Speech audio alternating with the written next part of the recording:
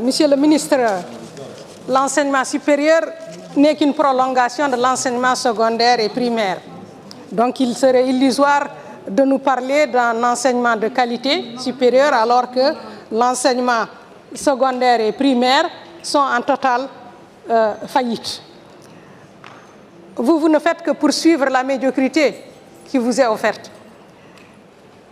Et ce n'est pas la peine de faire de très longs discours qui n'ont rien de pédagogique. Tout le monde sait que notre enseignement supérieur est au rabais. Les parents d'étudiants, les moins instruits, sont conscients du niveau très faible de leurs enfants. Et l'étudiant lui-même n'a pas d'objectif de chercher d'ailleurs à avoir des connaissances. Son objectif, c'est juste d'avoir le diplôme. Et d'ailleurs, les aînés étudiants disent aux nouveaux, ce n'est pas la peine de vous fatiguer à suivre les cours magistraux, contentez-vous des travaux dirigés, des TD, parce qu'au moins là, vous pouvez mémoriser et on vous ramènera toujours les mêmes épreuves. Mais il suffit là que le professeur change une donnée dans l'épreuve pour que l'étudiant ne se retrouve plus.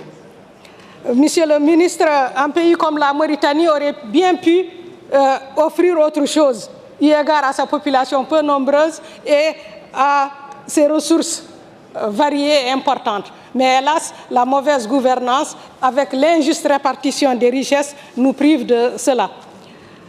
Quelles sont les activités de recherche que vous menez à l'université?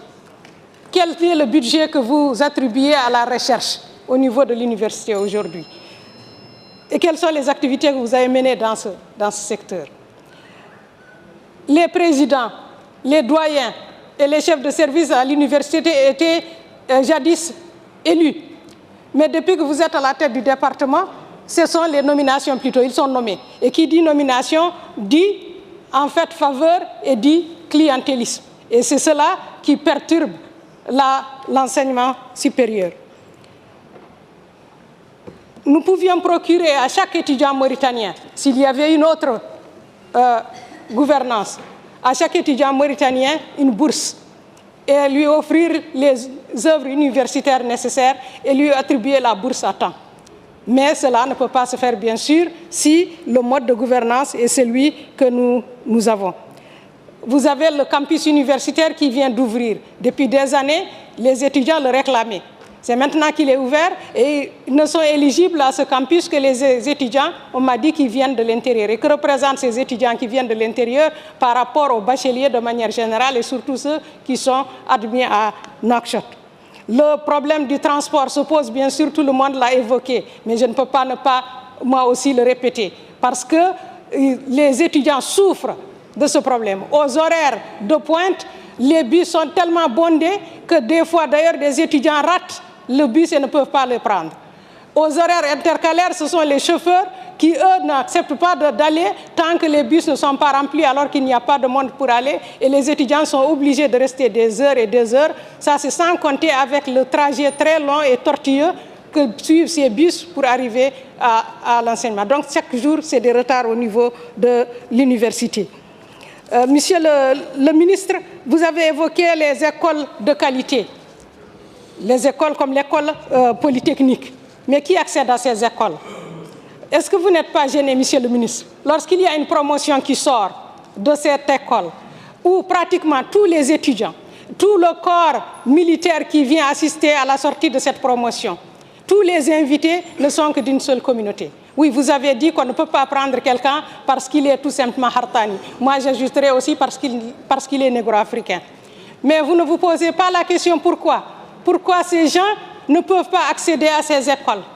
Vous ne posez pas la question. Ce serait quand même intéressant de savoir pourquoi ces gens n'accèdent pas à ces écoles. Et vous avez dit que... Donc, je dirais plutôt que si on n'a pas les mêmes chances au départ, on ne peut pas, bien sûr, avoir les mêmes chances de déboucher à la fin. Et c'est cela la réponse à la question pourquoi il n'y a qu'un seul visage qu'on voit au niveau de ces écoles supérieures de qualité, comme vous l'avez évoqué. Et je vous signale, monsieur le ministre, que nos enfants se plaignent à l'université lorsqu'ils ont des cours qui doivent normalement leur être donnés en français, que ces cours soient plutôt donnés en arabe, alors qu'il est prévu qu'ils soient donnés en français. Et là, alors, ils se retrouvent encore beaucoup plus lésés parce qu'ils n'ont pas la formation nécessaire. Mais aussi, monsieur le ministre, on se pose la question, c'est une université qui ne forme que des chômeurs. À leur sortie, les étudiants n'arrivent pas à trouver du travail. Je vous donne l'exemple simple de ces promotions d'archivistes, de documentalistes et de bibliothécaires qui n'arrêtent pas de faire des manifestations pour demander à être recrutés, alors que l'État en a besoin d'eux, mais ils ne sont pas recrutés. Enfin, monsieur le ministre, je vous pose une question. Est-ce que, effectivement, vous prévoyez de faire les examens de fin d'année au cours de ce mois de mai, à cause des élections, on m'a dit?